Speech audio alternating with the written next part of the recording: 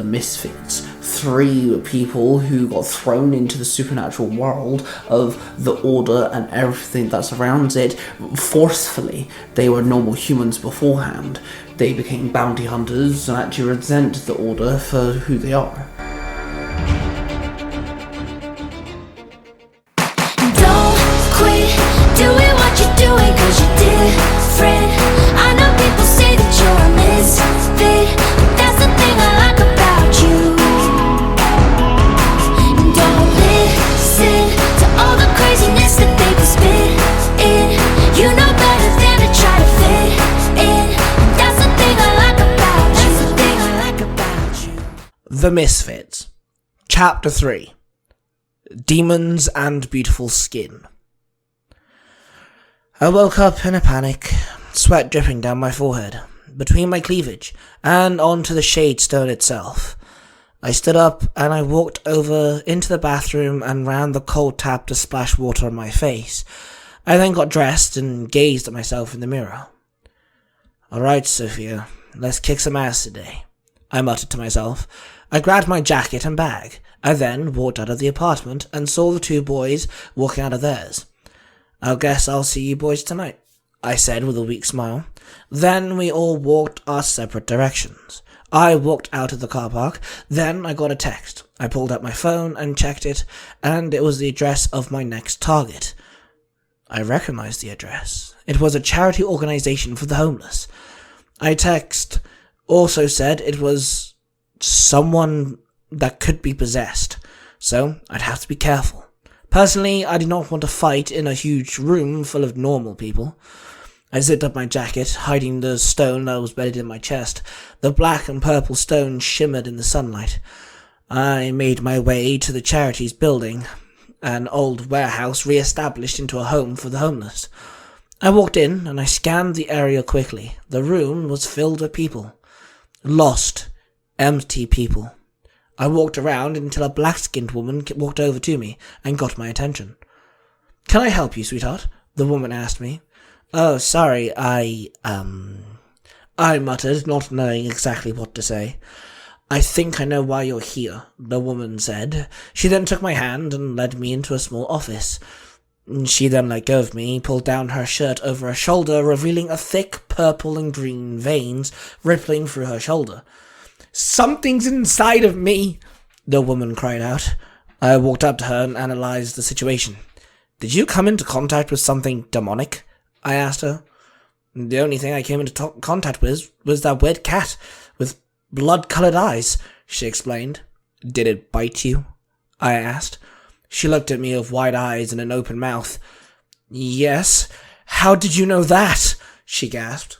"Well, whatever it is, I think it was in the cat. The cat bit you and it transferred to you.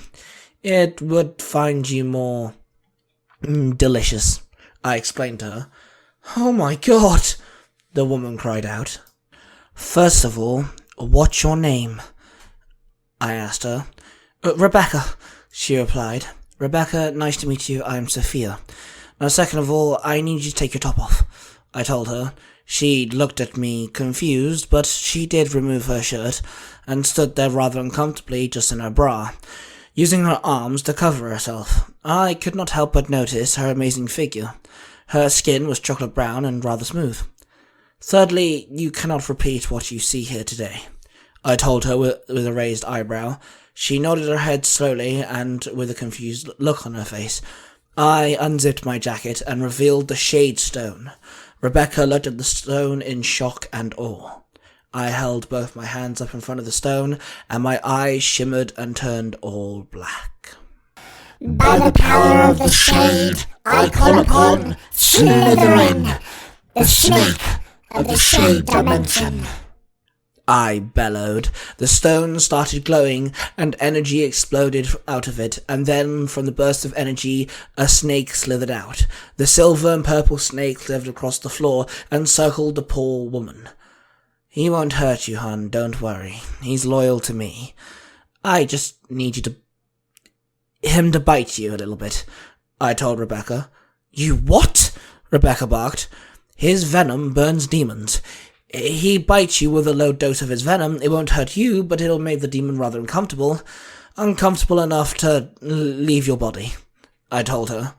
Okay, Rebecca said. With her eyes closed, her brow became covered in sweat rather quickly. Don't worry, Slytherin only snacks on men. I giggled. Luckily I'm a lesbian Ravenclaw then, Rebecca joked. I chuckled slightly, then hissed a short, sharp hiss, which was an instruction for Slytherin. The large snake raised up, and Rebecca closed her eyes once again. Slytherin sank her fangs into Rebecca's shoulder and held on for 3 seconds, then let go. There was a shimmer of dark green veins that rippled through Rebecca's skin. Then suddenly the big, thick tree root-like vein started pulsing, growing. Then it exploded, and it flew directly at me. Rebecca gripped her shoulder as now there was a small amount of blood, and I assumed she was in pain. I turned around and looked directly at the wall where the thing had hit. Behind me, I turned to see a small demon.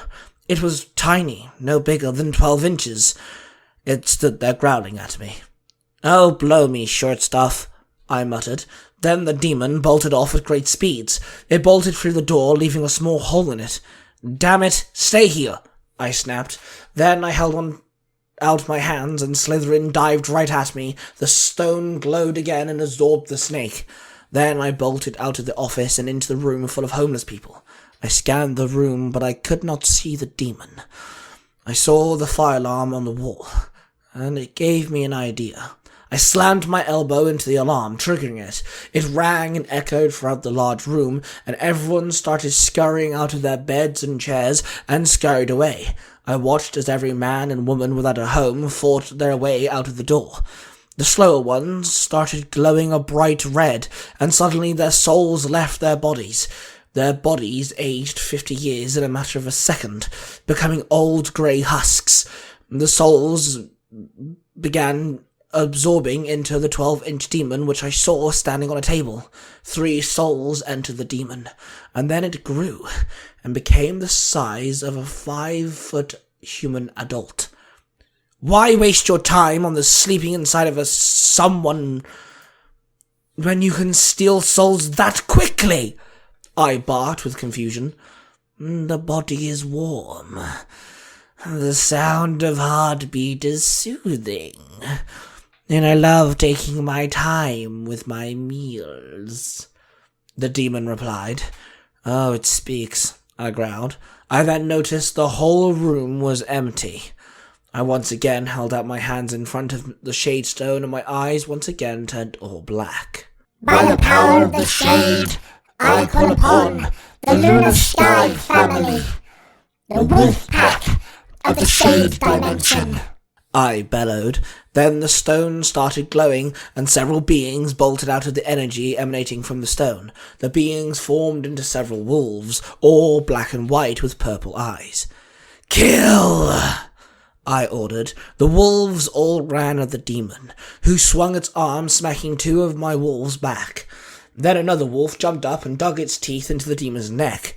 2 of the other wolves grabbed the demon by its legs and sunk its teeth in, making the demon forcing it to its knees. The wolves managed to grab its wrists, ankles, legs, and arms. The demon screamed out, and an acidic liquid shot out of its mouth, which landed on one of the wolves. It howled out in pain, and the shade stone started burning me.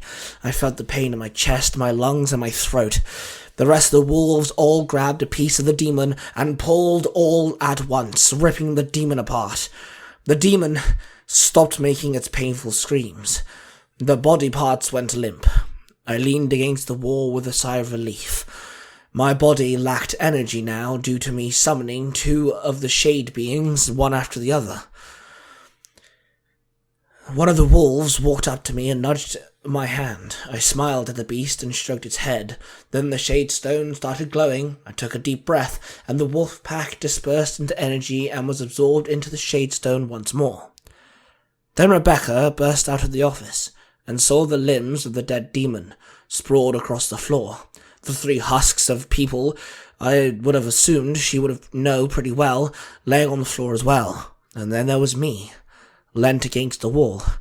She had put her top back on, this time not caring about how neat it looked. "Holy crap!" Rebecca gasped, her hands covering her face as tears filled her eyes. "Sorry," I muttered. I then walked away. It was not my job to clean up, or to make sure everyone was okay. I felt kind of bad, but it was my job. I walked out of the building, walked past all the homeless people who stood there, unsure of what was going on.